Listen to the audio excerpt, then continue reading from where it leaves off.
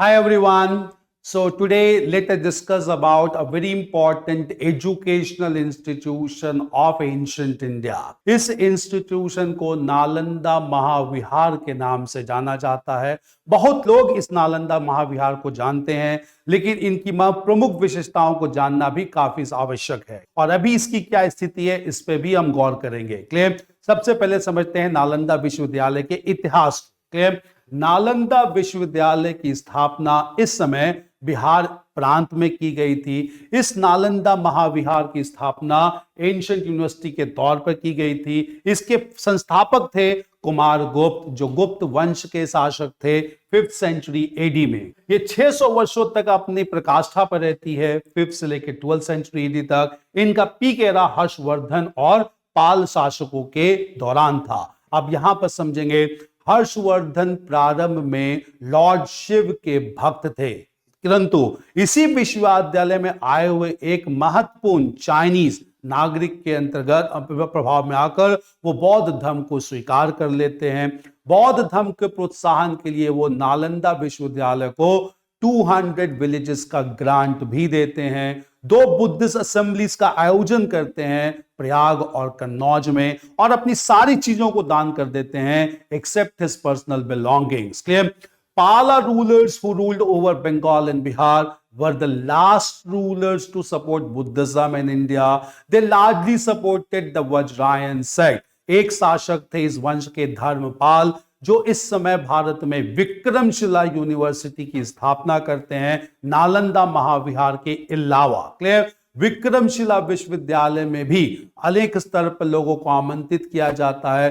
तिब्बत से अतिशय दीपांकर आते हैं विक्रमशिला विश्वविद्यालय में पढ़ाई के लिए। इसके साथ साथ यहां पर देखेंगे, इस विश्वविद्यालय का उद्देश्य, इट वाज बेसिकली वो centre for learning, culture and intellectual exchange between India and other countries of the world. Clear? इसके साथ साथ ये एक मोनास्टिक एस्टैब्लिशमेंट था। मॉन्क्स एंड नन्स यहां पर रहते थे और पढ़ाई करते थे। इनफैक्ट एक बहुत प्रमुख विशेषता यह है कि it was a university with hostels. 10,000 students की कैपेसिटी थी इन हॉस्टल्स में। और यह विश्वविद्यालय एक ऐसा विश्वविद्यालय था जिसने पहली बार द्वार परीक्षा या एंट्रेंस एग्जामिनेशन का प्रारंभ किया था। आज हमारे देश में हर जगह एंट्रेंस एग्जामिनेशन कंडक्ट किए जाते हैं। इसका प्रारंभ नालंदा महाविहार से माना जाता है, जिसे उस समय द्वार परीक्षा के नाम से जाना जाता है। क्लियर?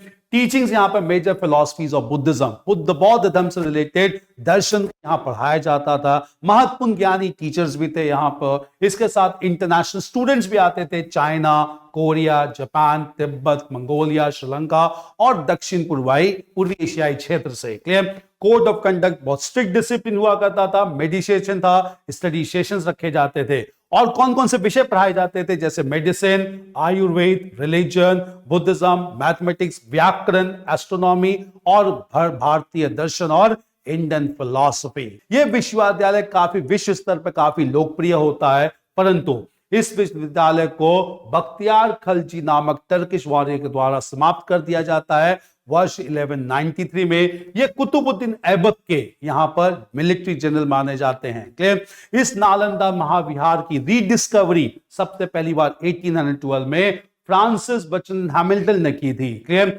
1861 में इसे नालंदा को सर अलेक्जेंडर कैनिंघम ने पहली बार पहचाना था। यह वर्ष हमारे लिए काफी महत्वपूर्ण है, क्योंकि वर्ष 1861 में ही अलेक्जेंडर कैनिंघम ने आर्कियोलॉजिकल सर्वे ऑफ इंडिया की स्थापना भी की थी। क्लियर? जिसे बाद में रिवाइव किया जाता है सर जॉन मार्शल के द्वारा वर्ष 1902 में। Clear?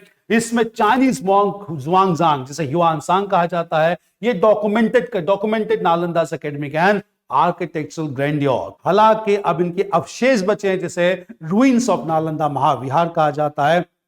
Even the ruins of Nalanda Mahavihar has been included in the list of World Heritage Site of UNESCO. Clear? ये महत्वपूर्ण स्थल है हमारे संस्कृति का, और इसी स्थल के करीब इस समय गवर्नमेंट ऑफ बिहार और भारत की सरकार ने नालंदा यूनिवर्सिटी की स्थापना की है। इस यूनिवर्सिटी में पोस्ट ग्रेजुएट कोर्सेज चलाए जाते हैं, इतिहास से संबंधित, इन्वायरमेंटल स्टडी से संबंधित। और चूंकि यहां अवशेष हैं, इन अवशेषों को भी यूनेस्को ने यहां पर वर्ल्ड हेरिटेज साइट के रूप से स्वीकार किया है। इसे इसमें प्रमाणित किया है। यह दर्शाता है कि यह विश्वविद्यालय प्राचीन काल में कितना लोकप्रिय रहा होगा, जो बड़े स्तर पर अंतर्राष्ट्रीय स्टूडेंट को भी आमंत्रित करता है और यहां पर उनको हर वो बेहतर सुविधा दी जाती है पढ़ाई के लिए जो विश्व स्तर पर दी जानी चाहिए। इससे भारत अपने आप में एक प्राउड देश भी फील कर सकता है और यह बता सकता है कि हमने विश्व में ज्ञान को बांटने के लिए क्या क्या नहीं किया है, और नालंदा विश्वविद्यालय उसका एक जीता जागता उदाहरण भी है। Thank you.